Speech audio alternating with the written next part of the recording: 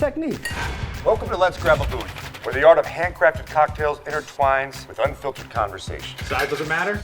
You already said that, dating coach. Use it! I'm your host, Vance Daniels, and with over 20 years of experience behind the bar, I often overhear conversations that ignite my curiosity. So I make my guests a deal.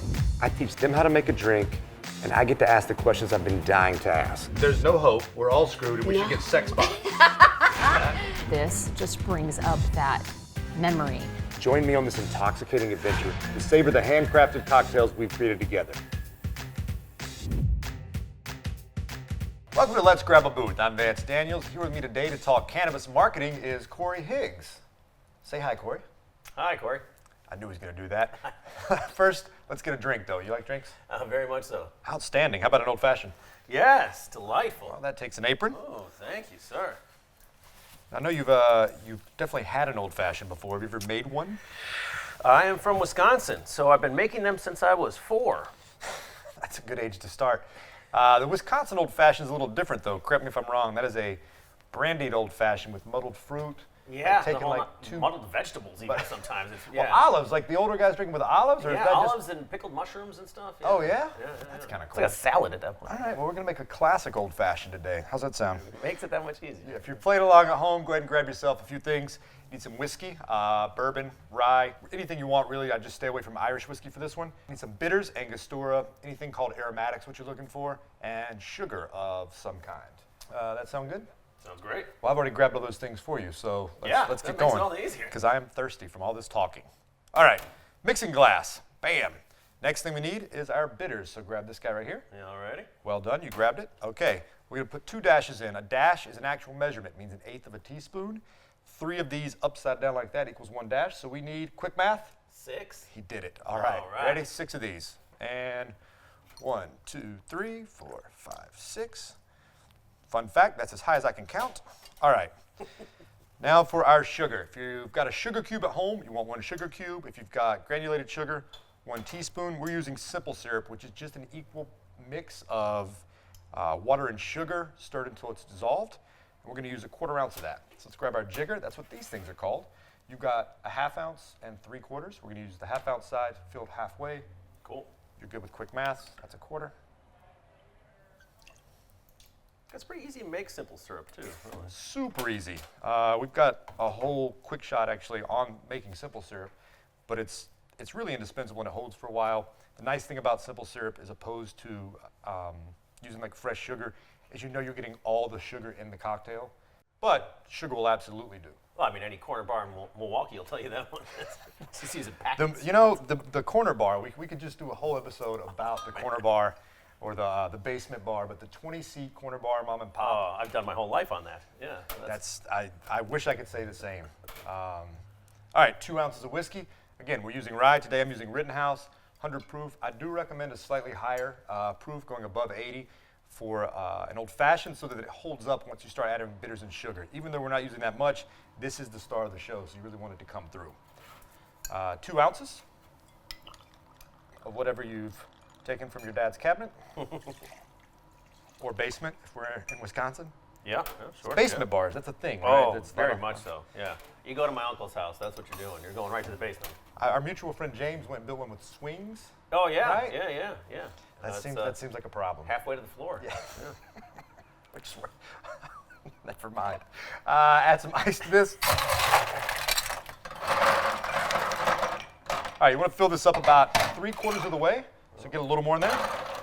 We don't want that piece. Buddy, work with me. There you go. There we go. The reason we're filling it 3/4 is so that it doesn't fall off, all over the bar and make a mess when we're stirring it, but enough that 2 cubes are just going to dilute so quickly. Yeah. All right, a couple of quick stirs. There's strength in numbers. Strength in numbers, my friend. All right, let's set that to the side to cook or rest. That's going to continue diluting while we get our glassware. Let's put a little ice in it.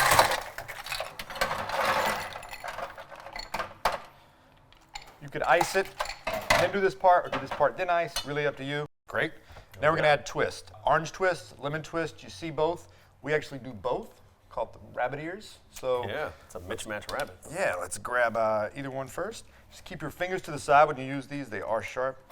Ooh, Oh, you're good at this. You've done it before. You've made yourself an old fashioned before. Yeah, I just like zesting things. That like anything? Yeah, whatever. You can Put something in front of me. You can It's milk good. anything, Greg? Like a cat? Is that where we're going? I've got nipples, Greg. So give this a couple more stirs. Do a little back and forthsies. It's all you, man. However you want to do it. That's how I roll. All right. This is a julep strainer. This is a hawthorn. This is a julep. We're going to use the julep. All right. Just place that right over there. If you want to be fancy, you just keep your spoon right in there for no effect other than aesthetics. And pour it right over the top. That come from mint juleps or something? Or something to do Look with at it? you. Look at you with the brains. Check out the big brains on Brad. Let's throw that out there. Yeah, that's exactly where it comes Well, from. Yeah. fantastic. Take your lemon peel, and you're just going to squeeze it and release the oils on the outside right over the drink. And then toss that in the side, just like so. Take your orange, you're going to do the same thing, but before you toss it in, take it right around the rim of the glass. Get some of those oils on it. Yeah. All right. Oh, that looks sexy. That's an old fashioned. Cheers, my That's what I'm friend. talking about, buddy. Cheers. Cheers. Want to grab a booth? Let's go grab a booth. Oh, yeah, that's good. Welcome to the booth. Yeah. Very different than being 12 feet that way, but Yeah, I mean, it's a lot comfier sitting down. well, the drink's better when it's settled into it a little bit, you know? It's already made. Yeah. Are you now, you're an old-fashioned fan, or, I am an I old mean, fashioned this fan. style of old-fashioned, or specifically, You know, I honestly, I am open to all sorts of liquor ingestion, but you know, in Wisconsin, we do the brandy old fashions. right? You know, what do they say that Wisconsin drinks something like 85% of the United States brandy, and the United States drinks 90% of the world's brandy, and Right. so Wisconsin drinks 80% of the world's brandy, or something. Yeah, like I that. think Corbel ships, and I could be wrong, but I think it ships more of its brandy to Wisconsin than all other states combined, which is something. It's just that checks it's out. insane. There's more bars per capita in Wisconsin than anywhere else in the Is United that true? States. I'm not saying you're. I feel like that's a claim that I hear about a lot of places. And Yeah, right. If that was multiple choice on a test, I would go with Wisconsin or somewhere in the Midwest. I but think it's like for every 600 people, there's a bar or something like that. It's I a feel like that's low. There'd be more. yeah. Are we counting unlicensed I bars? I haven't met a ton of people from Wisconsin, but I haven't met a single one that's not like, yeah, I'll grab a drink. And I'm Yeah, like, yeah. I said, what do you think? And we're at breakfast. yeah, but but I guess but now yeah, we're doing you know. drinks. Well, so bloodies. Yeah, exactly. Absolutely. I used to run a bar that several years in a row, Wisconsin played in the Rose Bowl, and they would stay like 2 blocks from the bar I was running. And it was like all hell broke loose. It Oh, yeah. descended up on that bar. And I worked in like clubs in Hollywood. It was just nothing like the thirst these people had. Oh, yeah, it's just fantastic. one after another, just like pumping out Leinenkugel, Miller Lite, and brandy old fashions. Just like, You got to stock heavy on those things. yeah, down it's there. like you really needed like a Ford assembly line. just don't stop making them until well after 2 when these Yeah. maniacs are out of here. Yeah, They're gonna it's tear the bar fantastic. apart. Yeah, it's funny. Like I moving to California was actually kind of tough because going from Milwaukee, I went to Chicago, and you know, as far as like places that I lived for long term, and then to Cali. Midwest is just a different drinking culture, you know. So you come out here, and all of a sudden, I've got a problem, you know, because I want to have beverages with my brunch, you know. Like, that's what brunch is for, man. We start with our bloodies, and we maybe go into mimosas and stuff. Like that's how you roll. And like out here, it's wait, you don't need bottomless Bloody Marys. Like, of course I do. Yeah, where's your Bloody Mary bar? I want to fix my own fixins too, you know. Like Like supper clubs are a thing in Wisconsin, or like and that's how they got around Prohibition a lot, was my understanding. But Oh. like, fill me in on what a supper club is.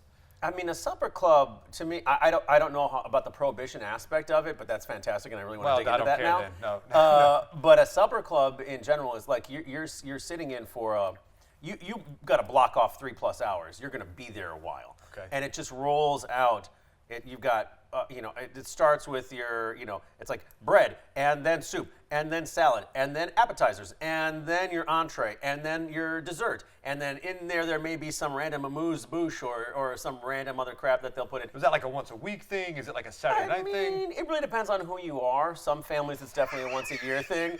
I think with Like- my like as a grandpa, it was person a once at a your month. core? Yeah, Like- like, what kind of guy are you? My grandpa, I know, he once a month, that was a kind of a thing that you would do. For me, it's a lot less often, but it's like one thing I look forward to is going, I've got a cottage up in Eagle River, Wisconsin, like way up north, right on fancy. the border. But Humble brag. Hardly. I think my grandpa bought it for like $8,000 back in '52 or something like that. Okay, all right. And it's, it still keeps the same dishes, like it's all like, you're not so upgrading so so you've got much. antiques. Bragging Yeah. again. You really They were bragging. We got a antiques braggart on our when hands. we bought All them right. from the Ben Franklin or whatever the hell, the 5 and dime. But there's a supper club up there called Lanny's Fireside. And That is a great name. oh, it's fantastic. And Lanny's there every single day, and like Yes. he's holding down the kitchen, and the food he makes is just obscene. It's so freaking good, but you're gaining 4 pounds in that meal. Like Right. you don't leave out of there without someone taking you in a wheelbarrow. Like it's just righteous. There must be some Midwest in my soul because one of my favorite things is eating. Mm-hmm. Not in the way that people are like, I'm a foodie, but just like a lot of gorge. food. Like, like my girlfriend will be like, "What do you do for your birthday?" I'm like, "Eat." Let's, like maybe I'm if gonna we could test squeeze in like capacities. 6 meals and that's like some Pringles on the way from one to the next. Just Yeah. really gross amount. What's the overall drinking culture like in Wisconsin? Oh, it's varied. I've got buddies who are ridiculous DJs and we club drink, but really your Wisconsin drinking for the most part is centered around the corner bar, the dive bar establishments, like places that have been around for 100+ years. Like that's what you're going to find more than anything else. Wisconsin in general is like, they got new school stuff. Milwaukee, they always joke about it being Little Chicago, or a Chicago extension, Chicago North. But it's, so there's a lot of new school stuff that goes on there, but your good drinking culture comes from dive bars. And my grandpa taught me how to make a Manhattan when I was, I want to say 5 or 6 years old. Where it's like, look here, they were putting this much of this in there, you're putting this much of this in there, stir it in the pitcher, and then just bring it out to us. And that's Fantastic. That's the family culture right there. When I was a kid, we used to go to bars like that would be you just go and hang out there. So you want to go to the bar that has a video game machine in it. And it's like I'd get like $1 worth of quarters. That's got to last me for as long as Dad's drinking, or we're having lunch there or whatever the hell. Because it's just, these are, family establishments for all things considered in Wisconsin, man. Like, it's not out of place if you see children in the bar in some of these, depending on how big your town is. Sure. Right? So smaller towns and stuff, it's like they're serving food out of it, that's your bar, that's your gathering place and stuff, and it's just all intermingled. How old were you when you started drinking? I started drinking at like 16. Not in the capacity that I drink now, but introductory drinking. So like Mad Dog or 40s or something like that, right? Like St. Ides, Crooked yeah, Eye. base level stuff. Yeah, Big Bear, Laser, Silver Thunder. Yeah, all that fun action. Sound like superheroes. It's like a DC Our list American of comics. gladiators. Yeah. Big Bear and Laser Big Bear and defeated Tire Roll. What are these? Oh, this is fantastic. You're not putting it out in the open and stuff. We're still hiding it from our parents and shit. But we maintain good grades and stay in extracurricular activities, and so then they don't sweat us about shit. And so we do acid and drink cocktails. Wait, that's your whatever next step? I Well, mean- that is beer. I got some acid. Well, it's hallucinogens and weed and drinking. That all kind of went hand in hand in my high school. Well, you say, all right, so you say weed. Obviously you're in cannabis marketing now, but like your first weed experience was in Milwaukee? Like weed was was available and around? Sure. You're talking about $10 dime bags of ditchweed. Like it's Right. not good. Yeah. You spend half the time picking the seeds out and stuff. But yeah, that's where it began. Okay. I guess really more so it began back in Jamaica and stuff. But I didn't really smoke there until I started smoking in Milwaukee, and then that's when things changed. So you lived in Jamaica a while, actually. Yeah. When I was 12, my parents got divorced or whatnot, and my mom moved down to Jamaica to open up a scuba dive shop down there. And Whereabouts in Jamaica? The shop was in Runaway Bay, and we lived up in up the hill a ways in a spot called Amstead. And What does up the hill mean? I mean, up the hill is like 3 miles from the coast, straight up into the bush, basically, Okay. right? And so, like, it is dirt roads. We got our electricity from a guy who got his electricity from a guy who got his electricity from the electrical pole. And we bandulu'd that thing straight down through the different ranks and stuff. And so it's all extension of extension. Like our toilet was just our sewage system rather was a PVC pipe that went about 50 yards and dumped out into the forest, type of deal. Like that's someone else's backyard? So, yeah, someone else's back. It's kind of like this is unincorporated space, So, like my cousins and aunt who lived on our same property, basically like just like one lot down or whatever. There's no real hard lot lines, it's just kind of you're just in space.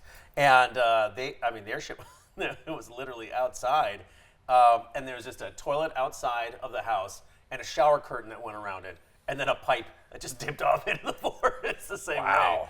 And you flush it, because we didn't have water enough a lot of times to fill the tank on the toilet, right? So you flush it by like keeping a bucket of water right by the toilet, and you toss the water in it and into the bowl, and the force, and we'll just push it all down.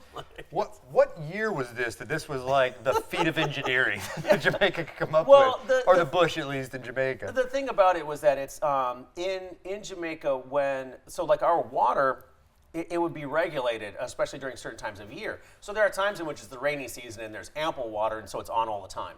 But then there's times that are like the dry season, and so the water's not all the time. And especially where we lived, because we didn't have a lot of money and stuff, and so the water preference, or the majority of it will go to the coast, because that's where all the tourist traps are, right? So it goes to the resorts first. They get first dibs because they're paying top dollar, and 89% of Jamaica's economy is based on tourism. But so where we were, we got bottom of the rung stuff, and so they would turn the power off or turn the water off for days on end. And then it would just come on for like a few hours every once in a while. And so like we'd sleep at night with all of our faucets on because there's no water that's coming through it anyways, right? So we kept these oil drums on the top of the roof, and then we have a pipe that runs up to it, and we'd sleep with our sinks on.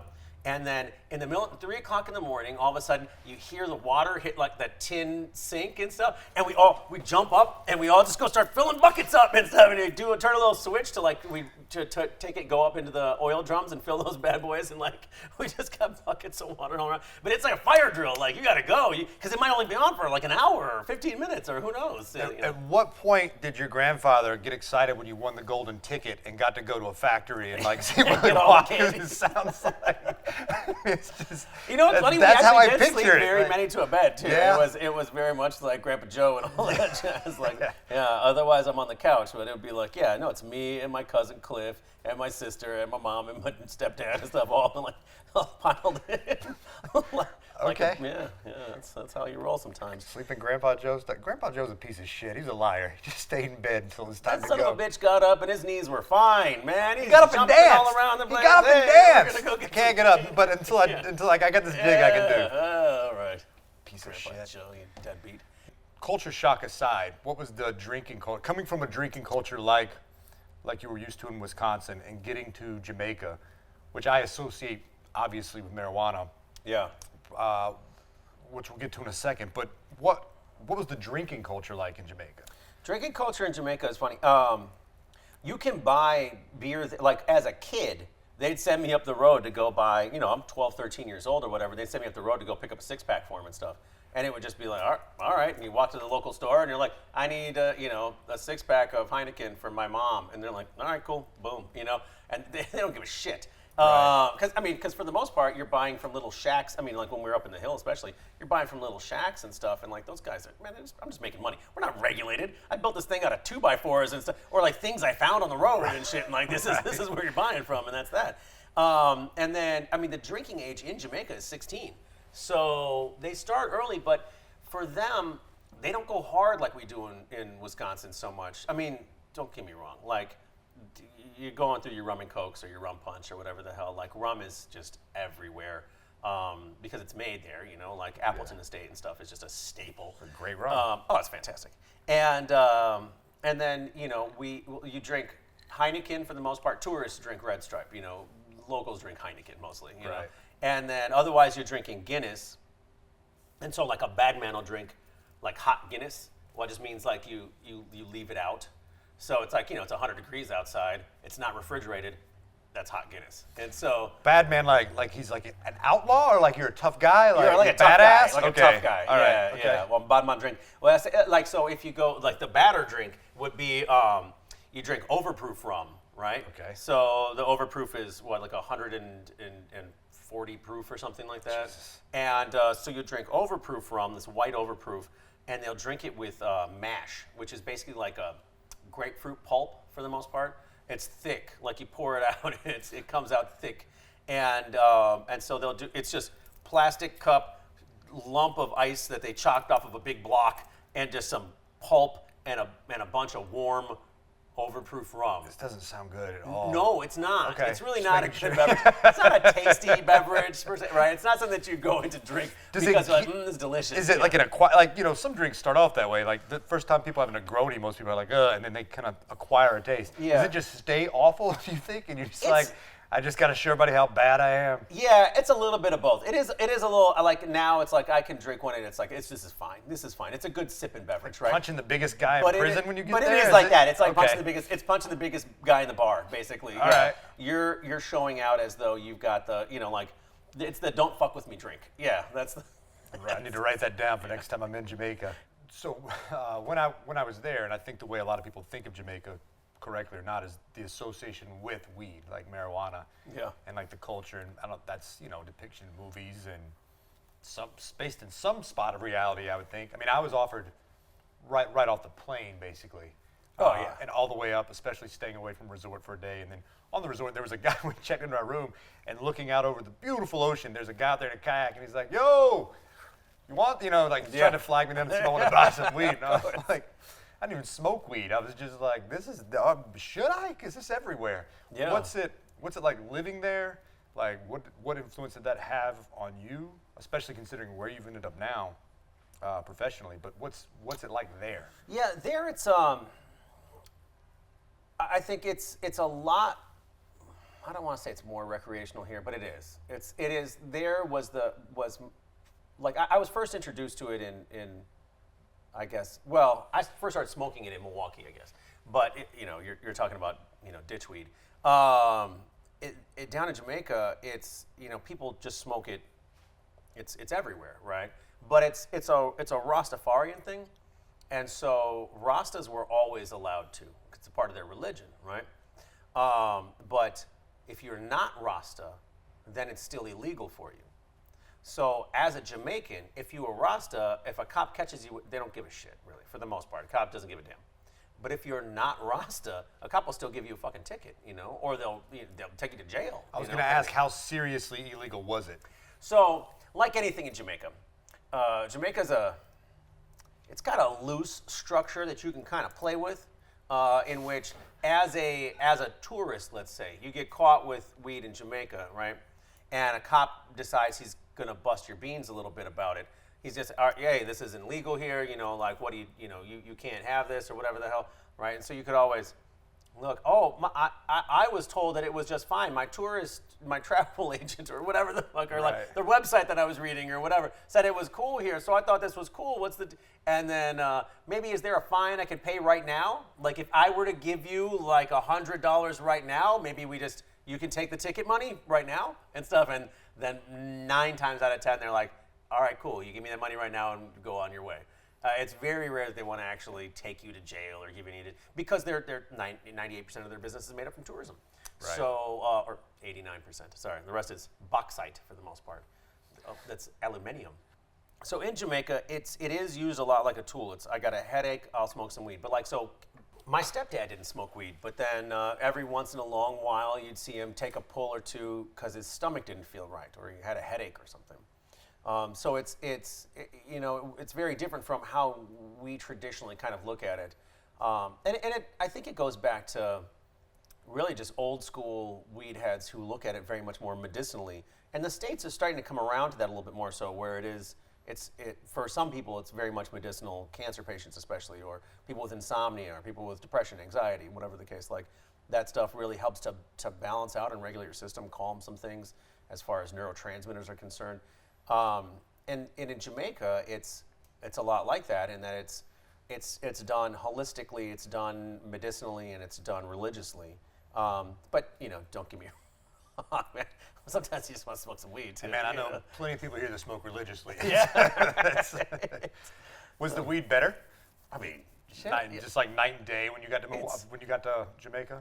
It's nuts, man. It is the soil they have there is just bonkers, and so anything grows there, right? It's just such fertile soil. It's just like you've got this almost like a red-hued crystallized kind of dirt. And and so the stuff that you get out of there, like you could take garbage weed, you put it in that soil, and it's going to be great.